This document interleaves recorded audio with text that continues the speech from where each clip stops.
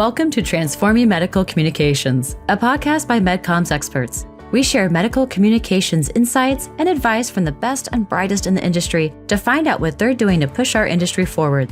Here's your host, Wesley Portegies. Welcome to Transforming Medical Communications. I'm your host, Wesley Portegies, and today I'm so excited to host Andrea Lacasia, who is a Senior Director at Ultragenics and works on the forefront of global medical affairs and scientific communications in the rare disease space. In this episode, we're going to discuss the intricate balance between innovation and compliance that I'm sure everyone is struggling with at one or the other moment. And also, we're going to talk about some innovative engagement strategies. Andrea, welcome to the show. Thank you. Thanks for having me. It's a pleasure to have you here. Maybe to get us started, it would be great to hear a little bit from you about how you actually ended up in medical communications and what makes you so passionate about it. Sure. So after receiving my PharmD, I actually worked in the inpatient pharmacy in a hospital, rounding with physicians, enjoyed that. Then I bridged out to ambulatory care, worked in the anticoagulation clinic and in an outpatient hospital pharmacy. And after about 3 years there, I was recruited to work in biotech and pharmaceutical industry. Never thought I would be there, but decided to change things up and try it out and ended up loving it and stayed in medical communications pretty much almost the last 20 years now. And yeah, I really enjoy the mission of MedCom, which to me, how it speaks to me is that, I really like interacting with patients and physicians, helping them understand the medical data so that this information can empower them, they can advocate really well for themselves or for their patients. I also do speak multiple languages, so communication is a bit of a passion of mine to know other languages, and I'm doing this work on a global scale, so it's super fun and impactful. Amazing. What other languages do you speak? I speak German and French. Oh, nice. Yeah. I lived in Switzerland for some time, so I speak a little bit of German. Oh, nice. Very nice. I'll try it today. Yeah, and it's great that you have a clinical background as well, right? So that means you can really understand when you're creating your communication strategies and tactics, how this will likely land in the real life setting where it actually really happens, right? Right, exactly. Yeah.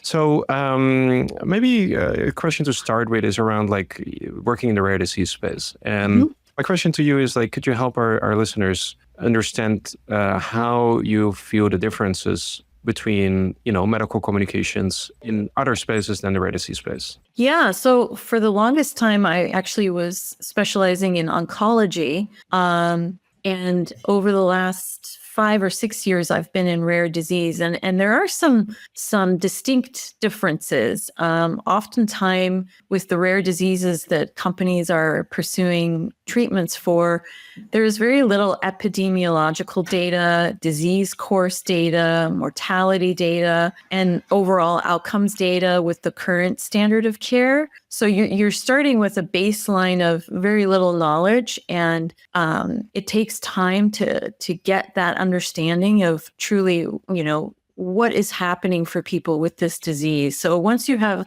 that information, then you can really dive into what are the challenges that patients are facing and their caregivers.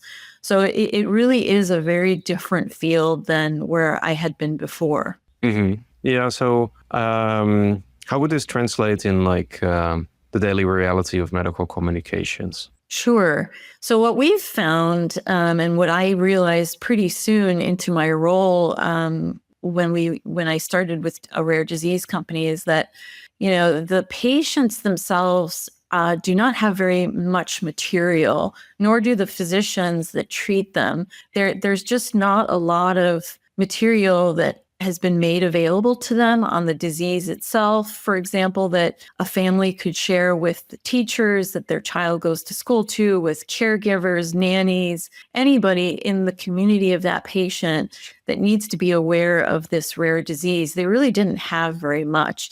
And like the patients, the physicians really didn't have much to provide their patients with to help them navigate life overall and know what to expect with the diseases that they have. So that's where some ideas started coming about of what we could do. Yeah.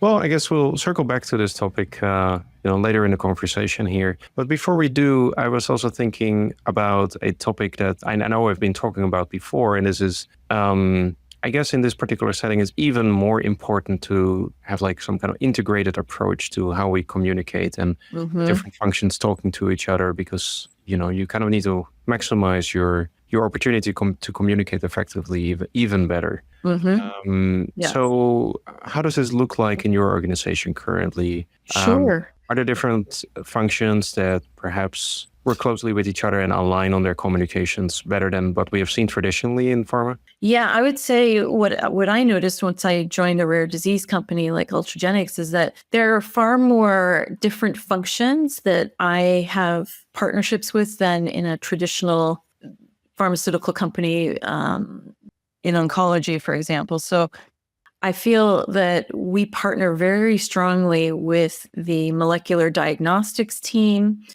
We also partner, obviously, with field medical, but the field medical team can be a little bit different in a rare disease company. We have, of course, the traditional medical science liaisons, but we also have a fair amount of patient-related liaisons that are assisting patients with different areas like engagement or access, or even identifying a patient with a rare disease. So our team in medical information and communications, we have to have very strong partnerships with all the field medical teams, as well as some of the more specific functions in global medical affairs, like I said, like molecular diagnostics and health economics outcomes research also. Yeah. Yeah.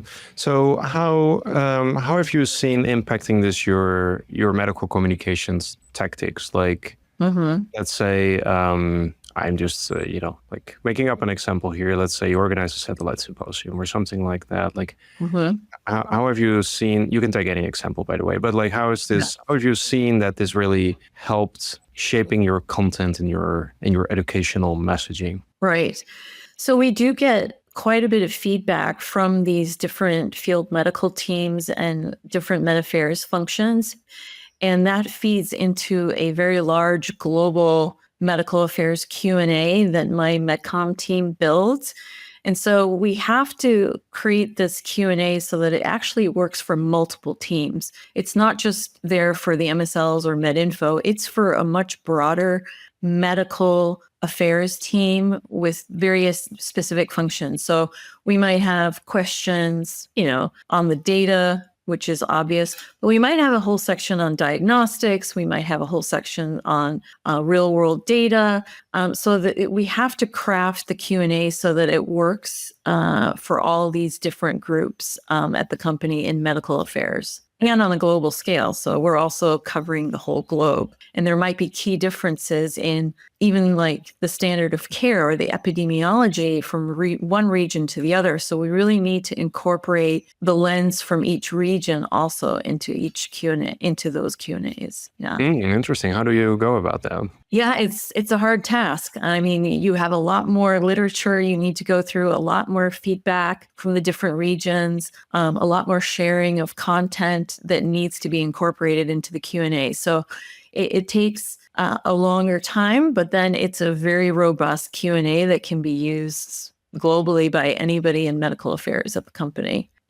Let's pivot to another topic, and I've already said it in my introduction. I guess as an industry, we're trying to innovate and think about how we can communicate more effectively to our stakeholders. And I guess everyone is familiar with some of the hurdles that we need to overcome doing that, like in regards to compliance. Right.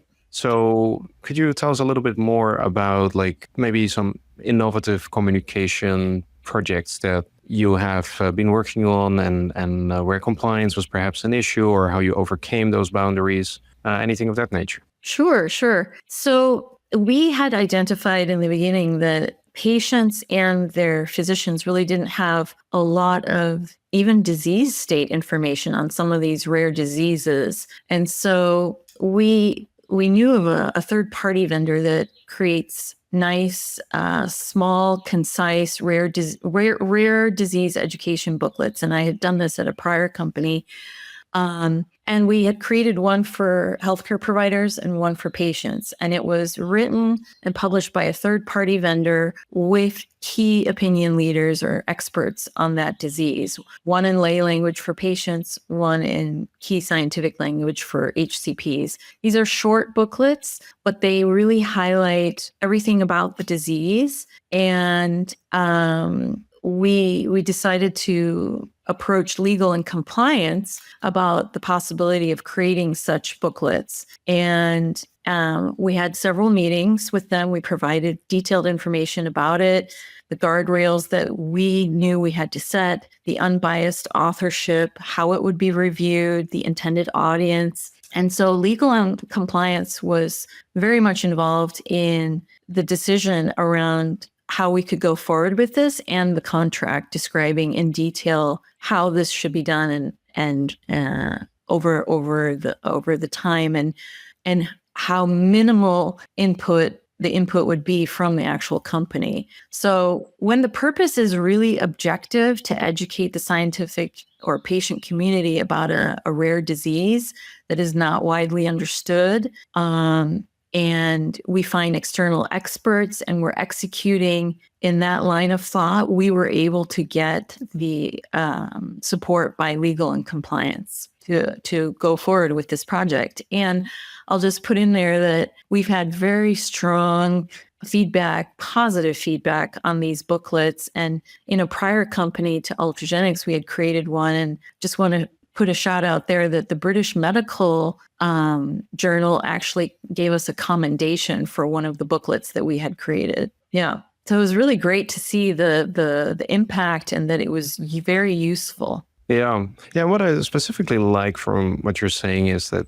it seems like a collaboration between you and compliance to see how you can do something. Mm-hmm. Well, in all honesty, sometimes these conversations are a little bit like butting heads, right? It's like one party wants one thing and then compliance doesn't want it. And sometimes it feels a little bit like the feel of like how to accomplish something together is lacking a little bit. So what I wanted to ask you is like, what do you think are the factors that put you on the same side of the table or the counter with compliance, and how can our colleagues maybe nurture or foster a situation where they can achieve like this kind of collaboration for the greater good rather than like kind of a battle? No, absolutely.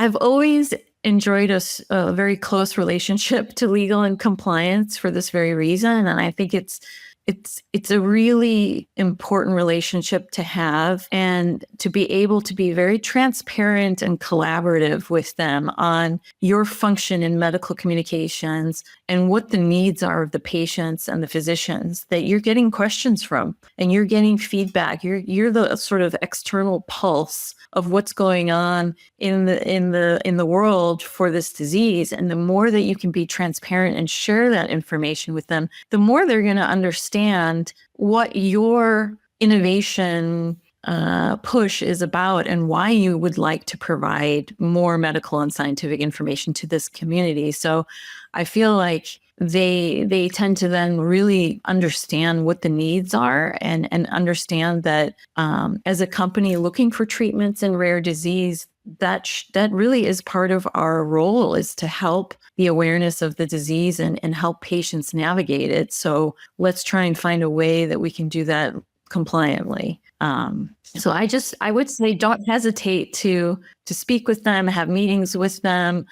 Some people do hesitate to reach out to legal and compliance and assume the answer will be no. And I just wouldn't assume that. Yeah, that's a good point. And I think the key point that I heard from what you're saying is don't push on like what you want to do, but like maybe focus more on why you actually want to do it. Exactly. What are we trying to achieve? What are the objectives? And clients understands those objectives better. You maybe empower them to also think more with you instead of just looking at like what you want to do and pointing out all the things that potentially would be a problem. Exactly. And they really are our thought partners and end up providing great suggestions once they know what the needs are and they know the guardrails better than I do. And then we can come together on an idea that might actually work. So it comes together nicely. Yeah. Absolutely. Well, and talking about like more innovative approaches, and this was a beautiful example, I think, of an approach where innovation can sometimes be simple or not digital, right? Mhm. Like, and those are often the most powerful ideas. But if we look at the digital space, like, have you recently maybe done any like cool new things that we should hear about? Sure. Yeah, we did work again, obviously with legal and compliance, but also our clinical counterparts across the organization to come up with a rare disease mechanism of disease video combined with some investigational product mechanism of action video in it. So it was a combination of the disease and how this investigational product potentially works. And we ended up creating it in lay language for patients and for HCPs to review with their patients for clinical trial enrollment specifically.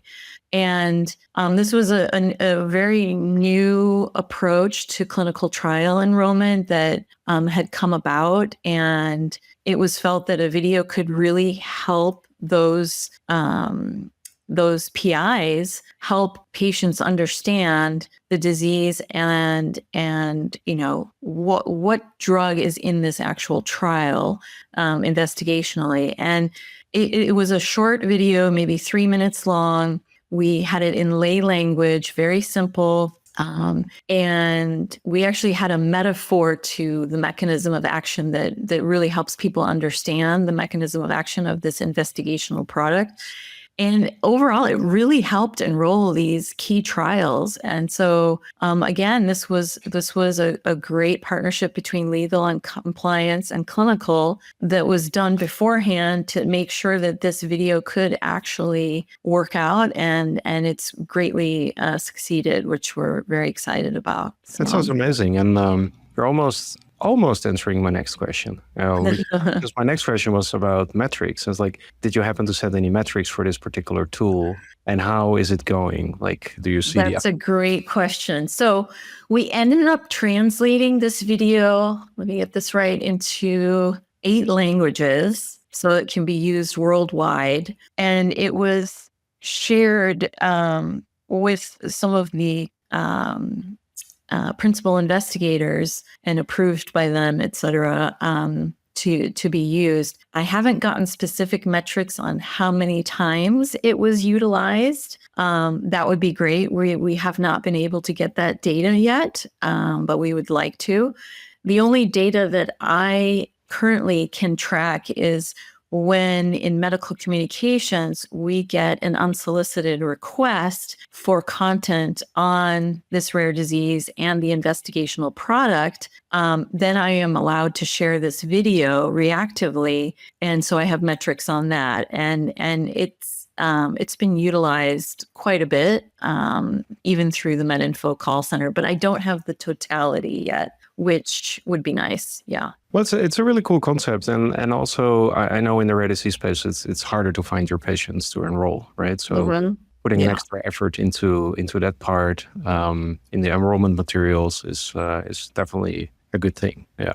Yeah. And the language, leveraging different languages was huge. I didn't realize that at first. I thought, oh, we'll just create it in English.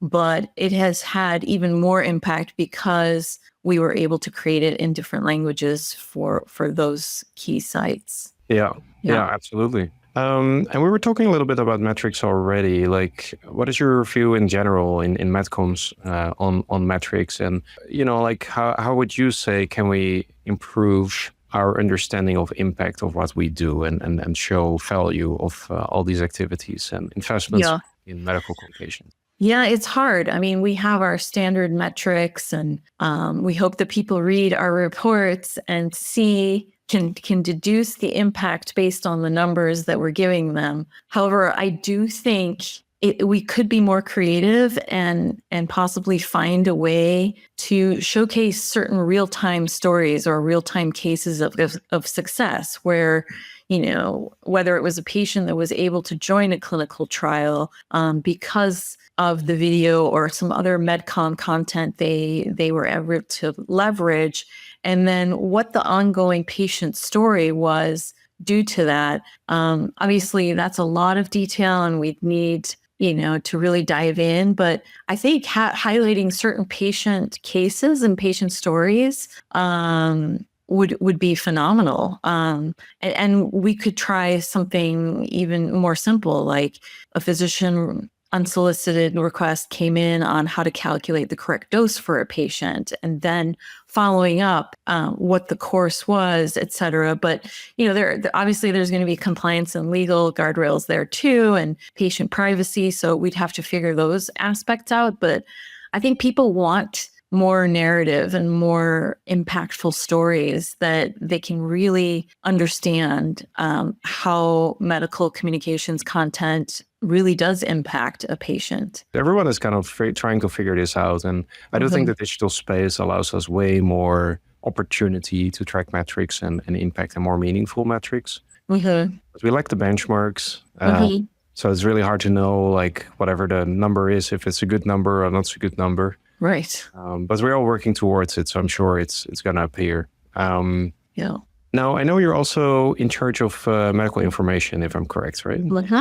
Yep. And I heard you say before about this really cool animation that, like, you could use it reactively in some when you get a MedInfo request. And it made me think about, like, MedInfo in general, because, like, so far, my observation for the last, I guess, 15 years or so, has been that, like, we have the scientific response documents or scientific response letters, which typically are, like, super text heavy, and the answer that needs to be answered is often somewhere in the document, but not so convenient to find. Right. How is that in your organization? Or, like, do you have, since you were saying that you're integrating this animation into your MedInfo responses, I was wondering if there's anything else around MedInfo where you are leveraging, different formats or better content or more innovative content. Yeah, I mean, I think I agree with what you said, that, the text heavy Word document is okay and it does the job. However, having different formats to convey or show the information, show the data is welcomed by physicians and by patients. So having a video format as a response, we've noticed people get really excited about. We did try a video response on a different product that's actually marketed and going over just the side effects and the safety profile of it. And we actually interviewed our CMO at the time to discuss in lay language what those side effects are. And we were really excited to have this. However, we didn't get that many questions, unfortunately, on that particular topic, but we thought it was a cool, different approach, maybe a little more personable for patients to receive. So we might do that again, but on a different topic that's more frequently asked so that we get more utility. But we have incorporated links to other videos in our standard response letters, especially if it's a mechanism of action video and the SRL is about that, or mechanism of disease video. So people do like those different formats, and I would love to do more of that. That does take more time and budget, but I think people are interested in a different format like that, for sure. Yeah, absolutely. Yeah. And if I may ask, like, where do those videos typically live? Would that be on your, like, do you have like a MedInfo website, or? You can only get it as part of an unsolicited request at the moment. So it's all on an internal SharePoint. It's not, sort of publicly available where you could go and find it at the moment.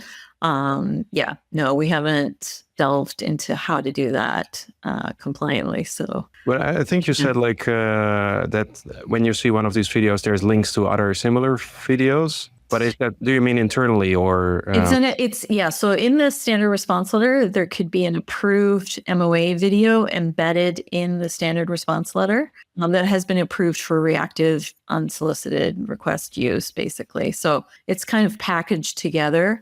Okay. Yeah. As part of the response. It's in the SRL, but it doesn't link out to other videos as well. No, Okay. not at this time.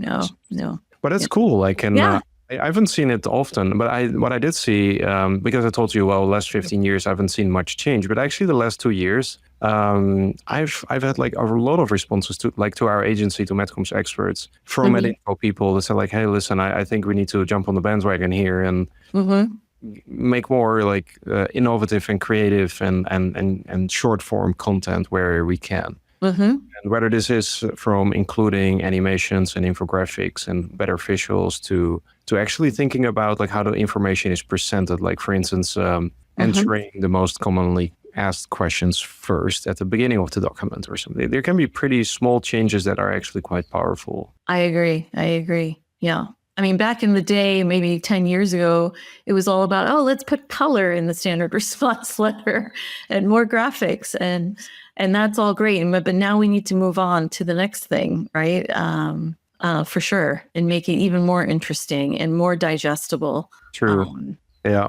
I agree. Yeah, I do actually think that, so I see what you mean, but at the same time, I also am a big believer that design is such an important element of how you can make materials more educational. Agree. Yeah. There's this concept, I think they call it heuristic scanning, which basically, so the theory is that no one really reads right away. You look at a document and then there's like a few things you're going to check like subconsciously before you really start reading. So first people scan and it takes about like a few seconds and they scan for, if I remember it correctly, it's like, am I in the right place? Is this the information I need from the place it needs to come from? And if the answer is yes, then it will actually transition from scanning into reading. And design has a huge impact on how you can help people making that transition to understand that, yes, this is the information you need from the source that you need it from, and it's worth to now start actually reading or consuming. Agree. Does it capture your attention?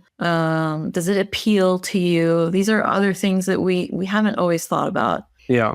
And especially like with online content consumption and the let's say there's so much content out there that is just like at maximum a few seconds. If you look at like Instagram, YouTube Shorts or something like that, people are scrolling through that, not necessarily in medical communications, but just in life. And we're all people, so we're going to apply that to our professional lives too. So our brains are trained to know in a split second if something is something we're going to actually engage with or not. Absolutely. And that has a huge impact on how effective your content is ultimately going to be. Yeah, I used to, just to digress a little bit, I used to also head up medical education.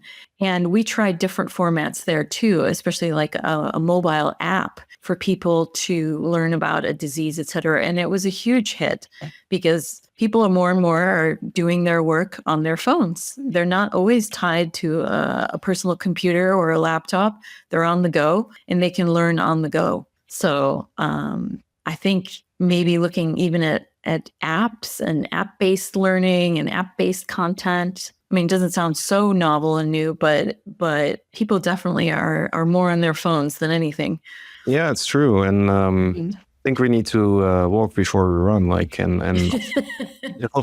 it's like, I think we're, without wanting to be too negative about it, but I think we're quite far behind in the industry on how we communicate compared with many other industries. So yes, kind of time to pick up, and those kind of relatively simple things have a huge impact. So I think that's a great observation. Yeah.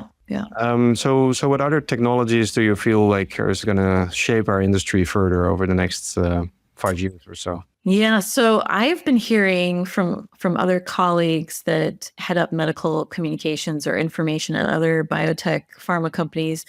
Some have actually already incorporated AI to assist them in medical writing of their standard response letters, or even in creating graphics for their standard response letters. So that's very intriguing to hear. And it's also, shifting the workload to be, or not the workload, but the work speed for some of these departments. And so they're able to create content quicker. I find that could be very interesting for us because we have a huge portfolio. Any company with a huge pipeline and a huge portfolio, it's hard to keep up with everything that needs to be done. So AI could definitely be an interesting assistance for that. We have not explored it yet, but like I said, other companies definitely have, and they're benefiting from it in MedComm itself. Yeah. Well, I've heard the same among MedInfo specifically, also publications, summary standards. That's right. Yeah, absolutely. Yeah. Well, it's exciting. Yeah, definitely. Well, we're heading towards the end of our episode here today. So reflecting on our conversation, if there would be like one thing that you could share with our colleagues listening to this episode today, what would it be? So I guess my little mantra that I think of is, don't let former ways dictate how you do things now. And really push for new helpful communication formats to maximize the understanding of what you're trying to convey to your audiences. I would always push for modernization and innovation in medical communications, because I think your audience and the recipients will be appreciating it so much more. So I think we have a duty to keep pushing that innovation further and further. And working obviously with legal and compliance to make it work. And I think it can be done. Yeah. That's beautiful. Well, I'm a big proponent of that too. It's Great. actually why I started an agency 11 years ago. I was on the client side, and That's I was fun. feeling Yeah. they were kind of giving up trying to do things in a new way. And then I was like, well, if you don't do it, then Then I'm going to do it. So. That's Well, great. thank you so much, Andrea. It was so fantastic to have you on the show here today. Thank you for sharing all your insights, and I hope to talk to you soon. Thank you so much. It's been a pleasure. Thank you. Transforming Medical Communications is brought to you by MedComms Experts. To find out more about MedComms Experts and how we create some of the most cutting-edge medical communications programs anywhere in the world, visit www.medcoms-experts.com. And then make sure to search for Transforming Medical Communications in Apple Podcasts, Spotify, and Google Podcasts, or anywhere else podcasts are found. Make sure to click subscribe so you don't miss any future episodes. On behalf of the team here at MedComms Experts, thanks for listening.